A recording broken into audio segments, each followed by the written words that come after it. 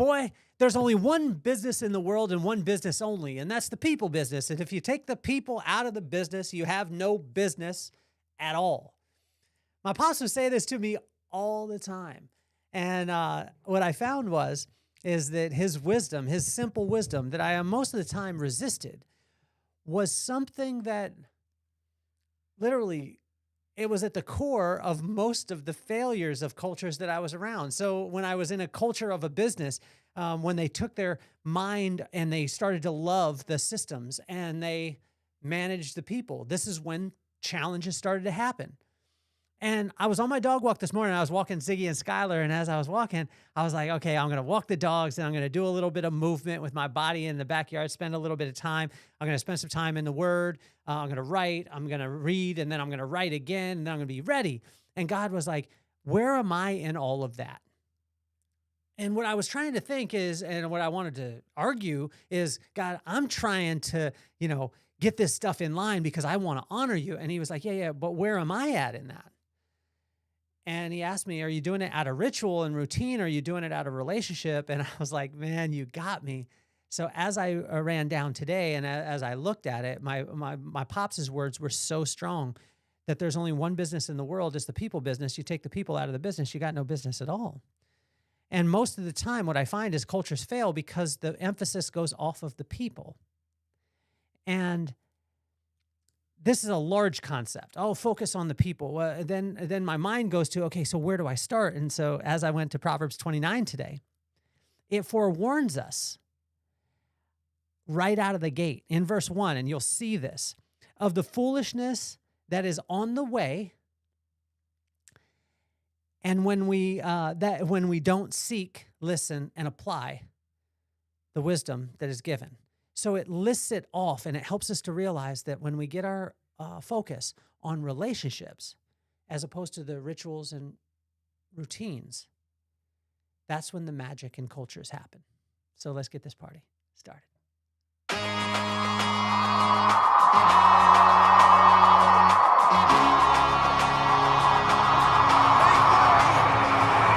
Nothing more on my mind. I got to shine, so every day I grind. Work in the morning, work in the evening. We's achieving, cause we believing. It's for certain, we put the work in. We ain't stopped just because it's hurting. Right before your eyes, so it's coming to no surprise. The takeover is televised. Over and over and over again. Make no mistake, we continue to win. Defeat never known, cause I will not lose. They wanna mimic my moves, but can't walk in my shoes.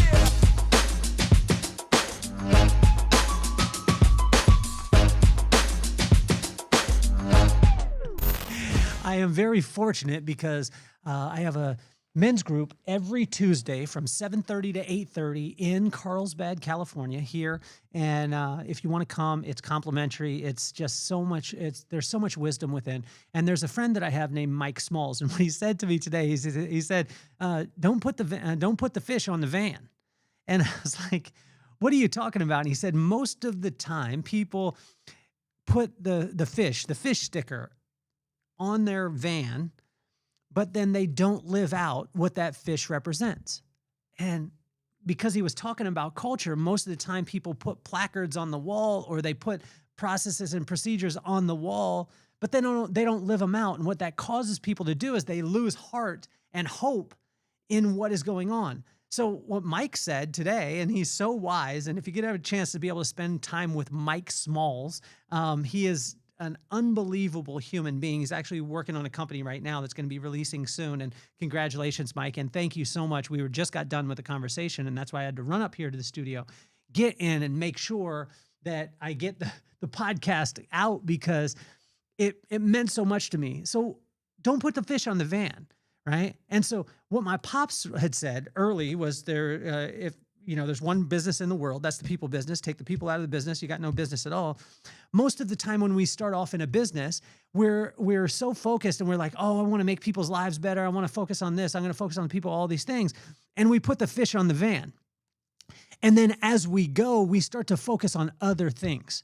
We start to fall in love with the system and we start to manage the people, where when we started, we were in love with the people and we wanted to love on them and we managed systems. And then we switched it. And when I say this, I did this and I lost tons and tons of money. I lost, I learned lessons. I don't think that it's a bad thing. You just learn lessons in it. But what if we understood the impact of focusing on the hard thing of focusing on people and loving on people is that they're constantly changing. Their desires change. So it has to be alive. The relationship has to be alive. And this is where I've found that it can be challenging, but also too, a culture in a company, it has to be alive because the people make it alive. The people create progression. The people make mistakes, and when they do, they write them down. They become the next processes and procedures. That creates the productivity. That productivity creates the celebration. When you celebrate that type of productivity within the place, then it causes people to be free. That creates the freedom to be able to innovate, and that innovation has the people so amped that they want to adapt immediately. And when they feel good about all these things, then it continues to grow. And so when I look at the culture part of it, right? For a culture to be alive, it's got to go out of ritual, out of the routines, and into relationship. But the way that we do that is by having personal testimony on the results that come from the procedures that we're doing. So it has to stay alive, and for it to stay alive, it's got to have the emphasis on the people. Well, where's the greatest place to be able to learn how to have the emphasis on the people? Is to seek wisdom. And wisdom is the right use of knowledge, and the only place to be able to get that is through the fear of God. So when we have the fear of God or respect to God, it means that we're actually spending time with him, seeing his words, his actions, seeing that they're in line, which will cause us to respect him. And when that happens, there's a personal side. So I'm spending time with the people. I'm spending time with the person, and then the wisdom comes. And in Proverbs 29, it forewarns us right out of the gate, like the very first verse. It talks about being stiff-necked and beware of being stiff-necked. And I've read this verse so many times throughout the 30 years that I've been studying Proverbs, but I've never read it like this. And the way that it read today was right out of the gate. It said, don't be stiff-necked and don't refuse rebuke, right? And I'm paraphrasing on that. But when it says that, what I was looking at is for so long, I would be like, okay, cool. That's a generalization. Don't be dumb or don't make dumb decisions. Well, tell me all the dumb decisions and then I can avoid them. But most of the time, what I found is people won't go into the absolute specifics. And this, in Proverbs 29, it forewarns us. First of all, don't be stiff-necked. It sets us up as a precursor. Don't be stiff-necked. Don't be so locked into your routines, to your rituals, that you forget about the people, because the people power the culture. And the culture, when the culture is right and it's alive, that's what really powers the business. So when I sat in this for a second, it forewarned us. Don't be stiff-necked. Don't be so locked into the rituals, the routines. Be conscious of that, because what it says is that's foolishness, which is the absence of wisdom. Because when we get locked to just the routine, I did it this way, therefore I'll do it this way all the time. It doesn't mean that if you're getting results that you don't continue to use that thing, but make sure that the people inside of the organization have a personal testimony on how that is able to work. And that's what really brings the culture to life. And when we look at this, when we don't seek, listen, and apply wisdom, which is the right use of knowledge, in a situation, that's when we start to go wrong. And that's what it set us up for in Proverbs 29. So in verse 1, it was very implicit. It said, seek, listen, and apply wisdom. Seek, listen, and apply wisdom. Don't be stiff-necked to it. Don't be so locked to the things that you're doing like I was this morning, where I had this morning ritual or routine, and then God was like, where am I in that? Well, I didn't have an answer for him. But it was one of those things where we want to look at, and that's in verse 1. In verse 2, wisdom will cause you to be celebrated. And I tell you, probably one of the greatest things that you could ever have happen to you in your life is to be celebrated. This week, I'm actually getting celebrated by my high school, my Cabrillo High School in Lompoc, California. I'm getting inducted into the Hall of Fame for that high school, which is such an amazing, amazing honor. And I get a chance to be able to speak to about 125 people that are there, and they're teachers, administrators, coaches that I get to be in front of. But they're awarding me, they're celebrating me and celebrating my life and inducting me into the Hall of Fame. That is such an amazing thing. Well, wisdom, the right use of knowledge, will cause you to be celebrated within your life, which is one of the greatest desires that every single human has. And if we base our culture in wisdom, which is the right use of knowledge, and the only place to get that is by spending time with God. If our leaders will spend time with God, then they'll celebrate their people. This is very, very simple. In verse 3 and 6, wisdom honors and brings joy.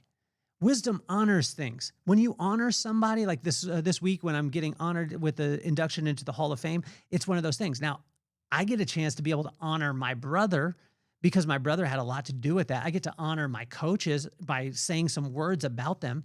When you honor things, they grow.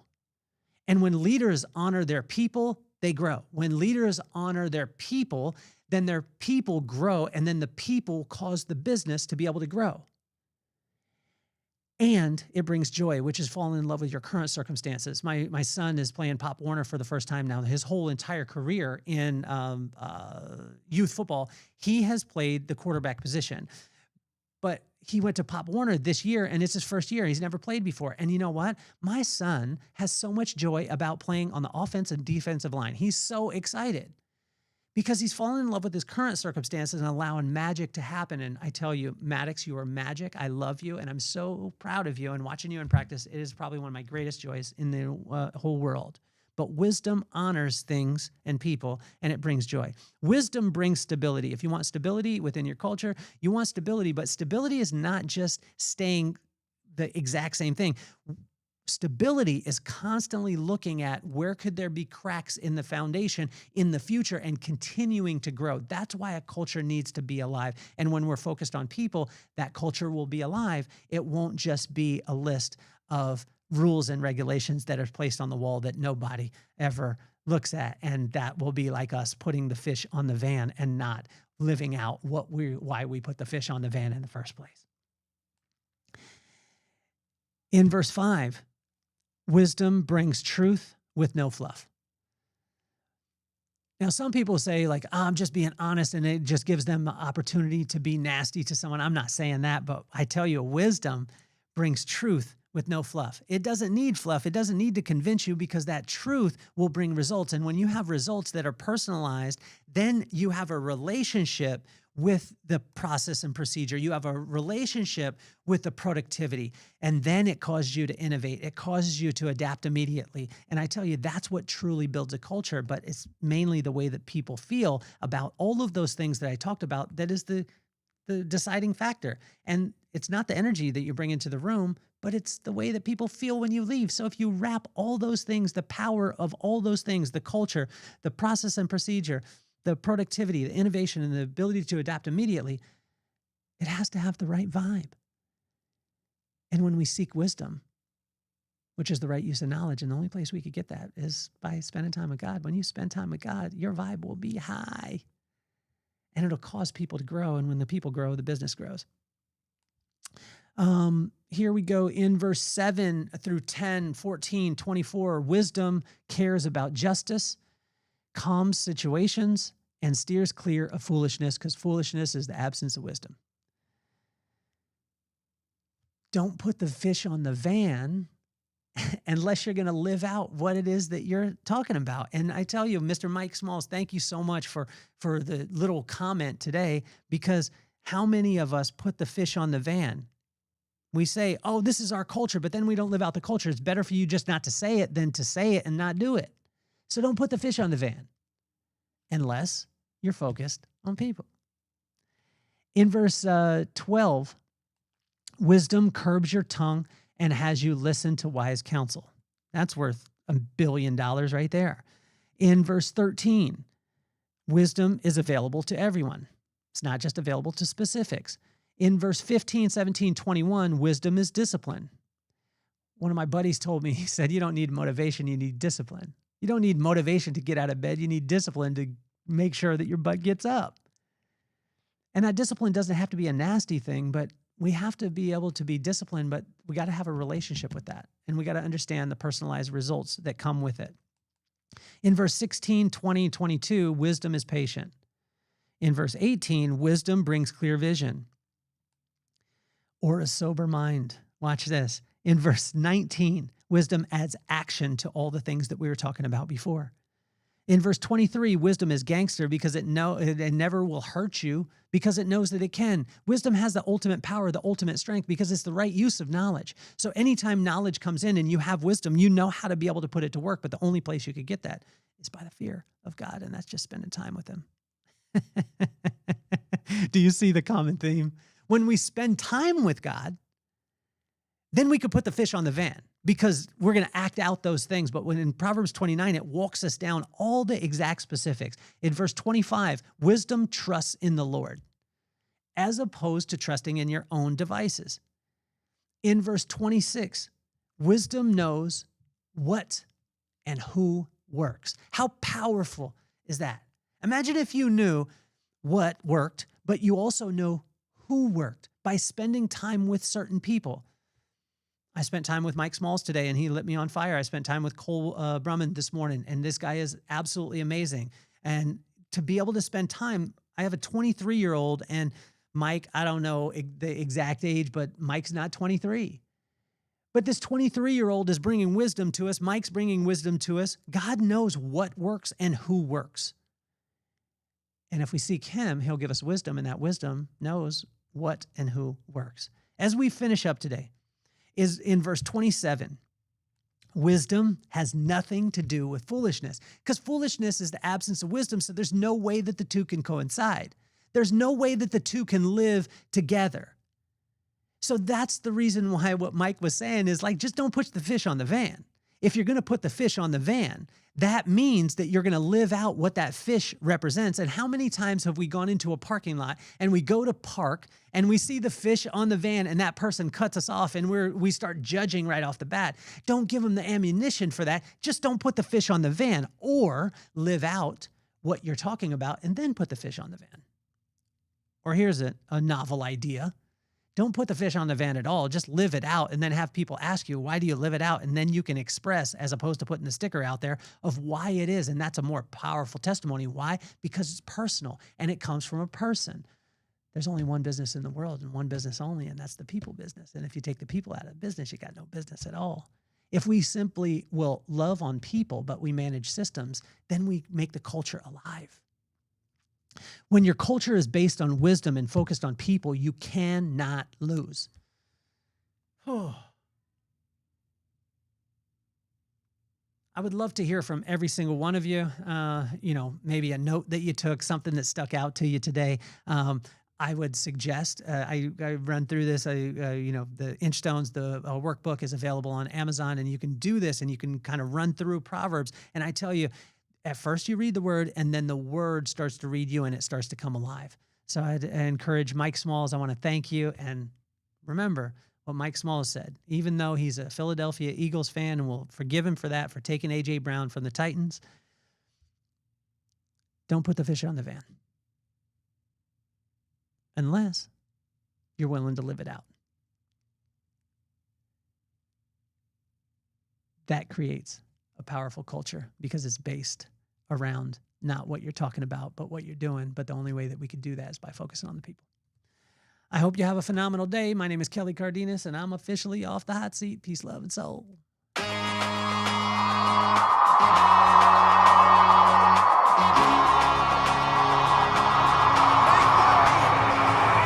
Nothing more on my mind. I got two shines, so every day I grind. Work in the morning, work in the evening. We's achieving, cause we believing. It's for certain, we put the work in.